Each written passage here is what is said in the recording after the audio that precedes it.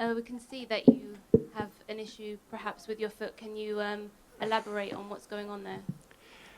Yeah, before my fight with Niklas Stolze, I had an injury. I could not lift my toe anymore, but I wanted to fight. I had hard preparation, so it was 1 month before the fight against the German guy in Vegas. So we did no surgery. It was okay. Just I had a lot of times where my toe was going into into the ground, and it injured me a little bit. So I had to train with shoes, obviously. This time, I just after the fight with Niklas, I got surgery, but 6 months, 6 weeks without any sports, so I had only 3 weeks to prepare this fight. Uh, yeah, it was the best and the hardest camp I ever had because obviously 3 weeks, the 2 first weeks, you feel like shit because you haven't trained for a long time. And the last week, I was starting feeling great again, but the toe, was still a bit open. So I managed to go into the cage. I knew it's only 15 minutes, but obviously after a couple of kicks, it split in two almost. So it's just a fight game, You never have a perfect preparation. There is always small injuries. It's a part of life of any athletes. So now I will take time to heal it up because obviously I don't think they will do a UFC Paris in less than 2 or 3 or 4 months. So I will heal it up very well. Do you feel like it had any impact at all on your performance? Yeah, of course. 3 weeks preparation. I was absolutely not in my best shape, and on top of that, I had my marriage last week with my wife. She did absolutely everything she can to give me time to prepare the fight. So she was able to manage to do good stuff with my family, her family, our friends, to prepare the marriage instead of me doing it. So uh, the only condition was me getting the win tonight. So it's done. So now, no, I'm a happy man about that. And yeah, I just wanted to say this is the wine I had at the wedding. It's my wife and me, and it's gonna go to Dana White. Thank you for coming out in Paris. So I know you don't have to see the brand, but it's good French wine. We got married next to Pic Saint Loup for those who know French wine. Congratulations on the win and of course on the marriage.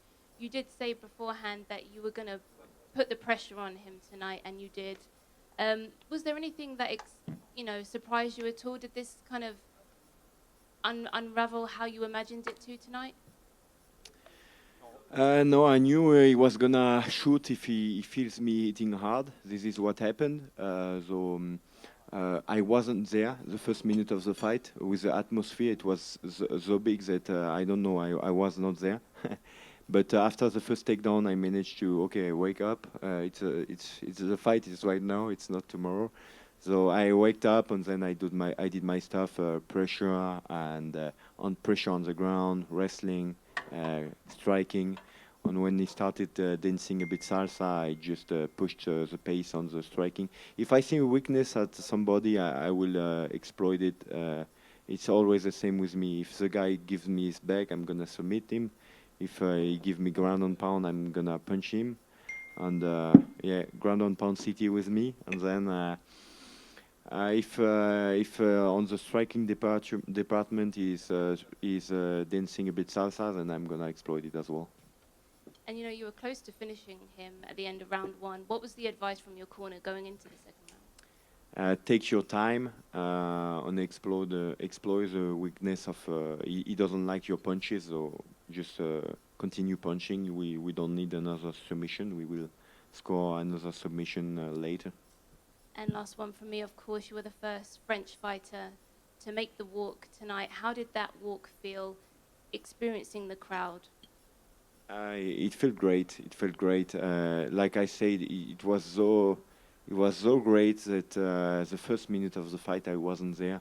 I was in another world because so many people came to see my fight. I had so many messages. I'm a very happy man. It's a bit like a dream. You got married last week, drinking French wine and champagne, and now I just finished a guy in the UFC Paris. So happy man. Congrats. Thank you. Benoit, congratulations on the fight tonight. Right here, you left. Correct me if I'm wrong, but you've had fights outside the UFC at middleweight, welterweight, even I think a featherweight fight, but 2 wins in a row now at lightweight. Is it safe to say you found your home? So I didn't hit featherweight. I was in Brave Combat Federation. They have a new division. They have it's like 160 or 165. I don't know what. I think the UFC talked about it sometimes as well. It's like in between welterweight and lightweight. This is where I did all my work during Brave.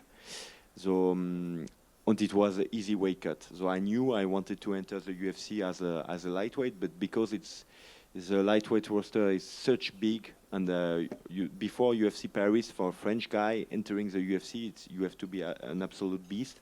So I was able to finish all my fights. Lightweight, it's difficult to enter. You saw Khabib was entering with 16-0, so I was able to enter with 8-0 at welterweight against a killer that nobody wanted to have, Elise Zaleski. That is a guy that doesn't talk too much. Maybe this is why, but absolute killer inside the cage. And yes, of course, when you are 80 kilogram, it's difficult at the very high level of the welterweight division to compete. So I knew I would go down to lightweight. It was the only condition to accept the Eliseo fight was to be able to fight lightweight after the fight. The UFC accepted. It's great for me. Yeah, lightweight. It's the right division for me. I feel great. I'm like 79 kilogram. I'm strong. I'm feeling strong. Yeah, I just feel it's my home. I can't expect to have the same test I had like with Eliseo, but with somebody of my weight and of his level. But my weight this is what I want now. Congratulations again on the marriage. Does the honeymoon start now? I think so, but maybe I have to take medicine with the food, so some stoppage, but we will manage it. Congrats. Bonjour, Swedish television. I was wondering, you spoke yourself, you mentioned the atmosphere in there. How did it impact you? What do you think of being a French fighter in Paris? UFC comes to France. Just that it felt a bit like a video game the first minute of the fight, because it's huge. The atmosphere, it's difficult for the brain to accept that all those guys are cheering for you, and you have to concentrate on the guy, because obviously you have a job to do. This is what counts. And it's just a bit harder to enter the fight than, for example, Vegas. It was very easy to enter inside the fight mode, because obviously the crowd is very low.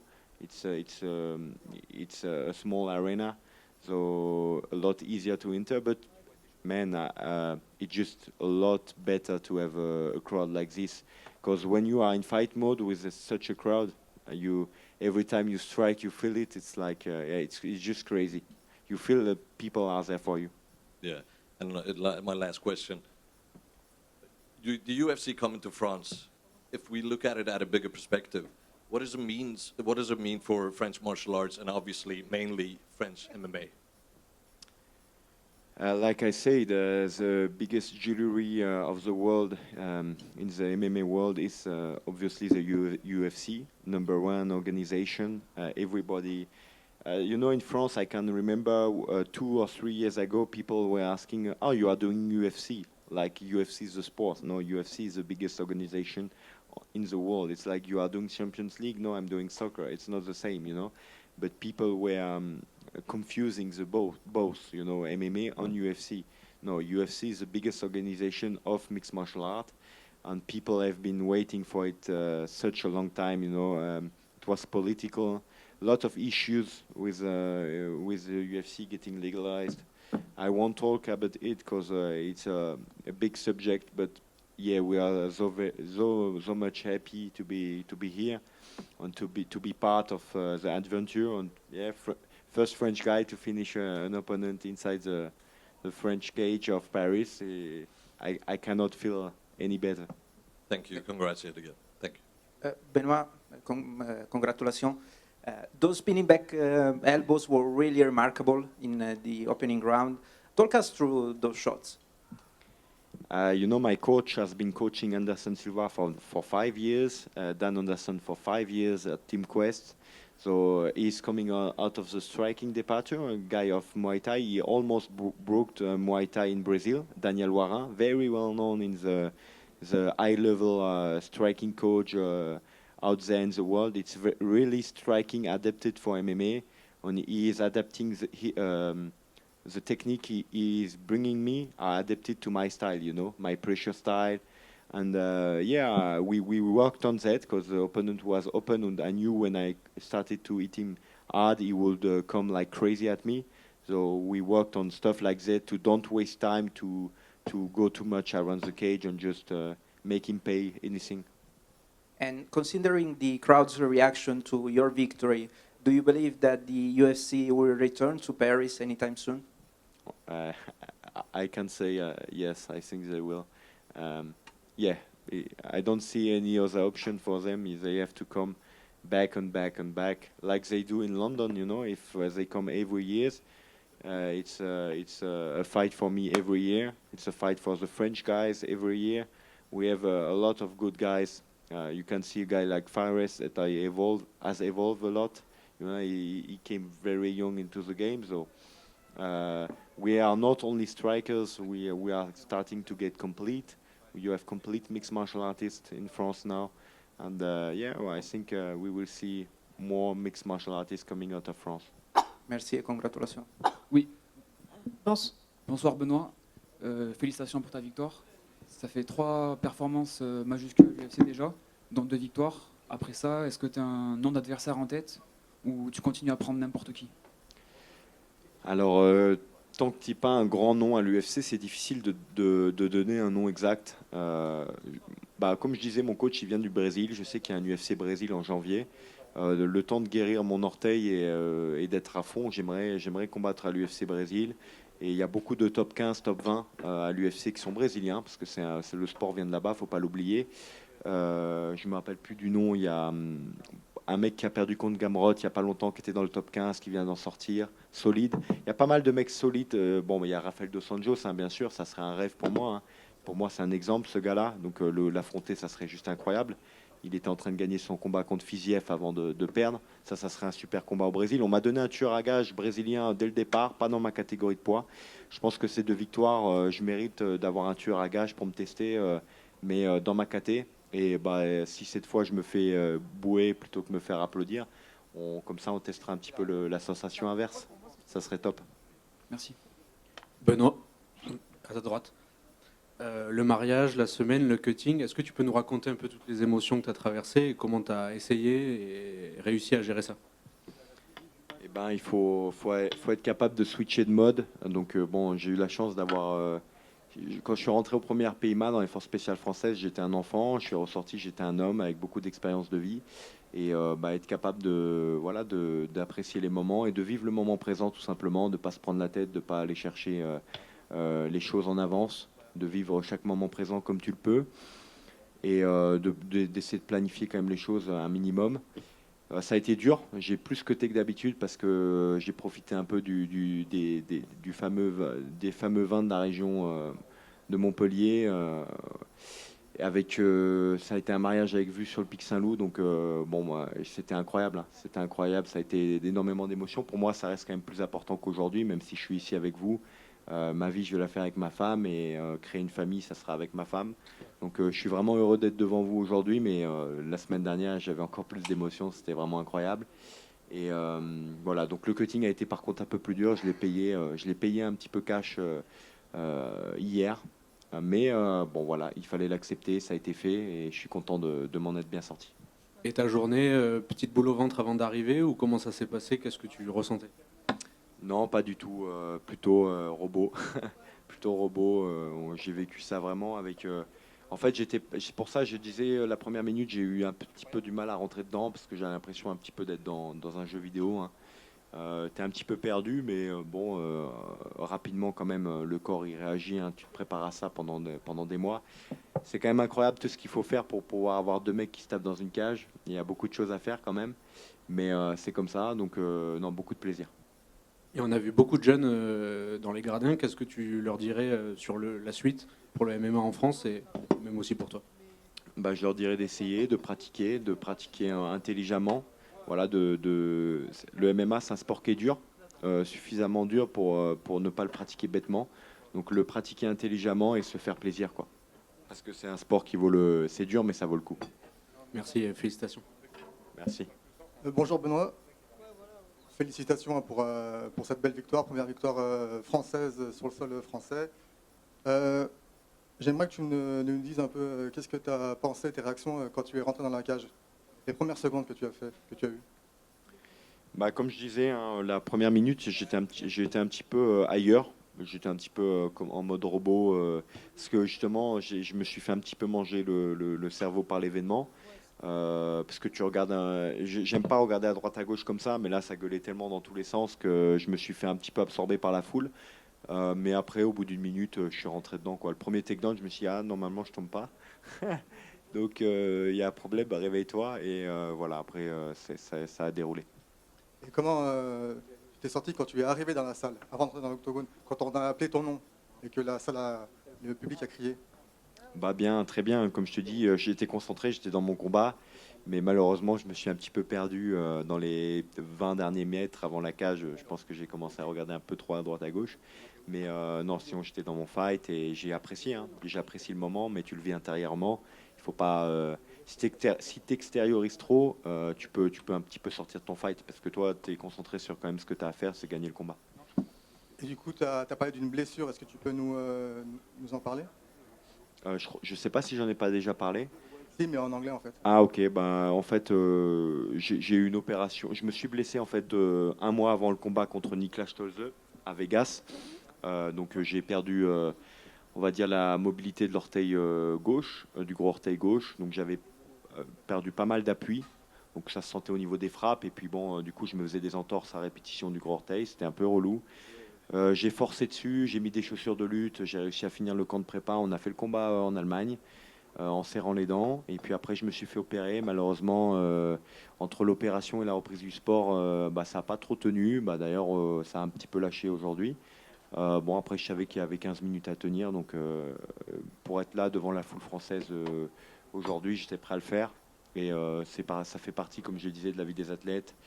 Là, le timing était vraiment, vraiment serré. Donc, la moindre erreur, je l'ai payé cash. Et donc voilà, bah, ça s'est payé un petit peu en partie. Hein. Bah, ça m'a pas coûté la victoire, mais ça va me coûter un petit peu de douleur et un petit peu de rééducation. Et dernière question pour moi, il y avait une stratégie particulière pour ce combat? Stratégie mode God of War, pression, pression, pression. Merci. Félicitations Benoît. Petite question pour le Figaro. C'est une belle fête pour le MMA français ici à Paris.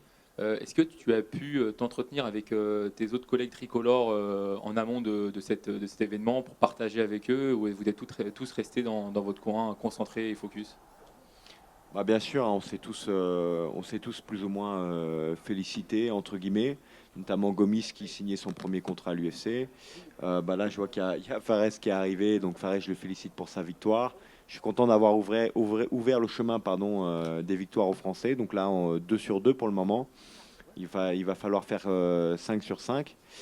Voilà, donc voilà, il en reste 3 qui vont passer. Bien sûr, on se côtoie de près ou de loin. Avec Fares notamment, on se côtoie plutôt près. Et donc voilà, fier de sa victoire parce qu'il y a des choses qu'il a fait qui montrent voilà, on est toujours fier de ses partenaires quand on voit des axes d'amélioration de part et d'autre. Et je pense qu'on peut tous les deux être fiers de notre combat. Donc je suis content d'être là ce soir et content d'avoir été le premier Français à ouvrir le bal. Et puis on va voir la suite. Merci à toi, félicitations. Benoît, bonjour. Félicitations déjà pour juste ici. Félicitations pour cette magnifique victoire. Cette victoire, elle restera forcément dans les annales. Tu resteras dans la légende. Tu seras le premier Français à avoir gagné au premier UFC organisé en France. Toi, tu la classes où à chaud là, cette victoire dans ta carrière? Bah, c'était une victoire importante parce que l'événement était important. Après, le nom que j'ai pris, c'était pas c'était pas la chose la plus excitante au monde, mais au vu de l'événement, il n'y avait pas besoin que ce soit plus excitant, hein. On était déjà on était déjà au paroxysme de ce qui pouvait se faire, et avec la préparation que j'ai eue, bah, au final, c'était pas plus mal. Donc maintenant, on va se préparer très dur. Et l'objectif maintenant, c'est un vrai test. Moi, j'aimerais que l'UFC me donne un vrai test, un top 15, un top 20. Et parce que je pense que 2 finishes avant la limite et puis une décision contre un vrai top 15 des welterweight qui KO des mecs comme Strickland, bah, ça mérite un combat dur, mais dans ma catégorie de poids. Voilà, des mecs comme Drakkar Klose, des mecs. Il y a un paquet de mecs, il y a Dan Hooker, il y a un paquet de mecs que j'aimerais affronter. Bon, si c'est le Brésil en janvier, si on me fait cet honneur, comme je disais, hein, il y a des légendes comme Rafael Dos Anjos, même s'il ne faut pas trop rêver, mais il y a beaucoup de Brésiliens qui sont dans le top 20 en lightweight, et ça serait juste incroyable d'en affronter un à Rio. Et comme je le disais, de se faire bouer et puis d'essayer d'amener la guerre là-bas.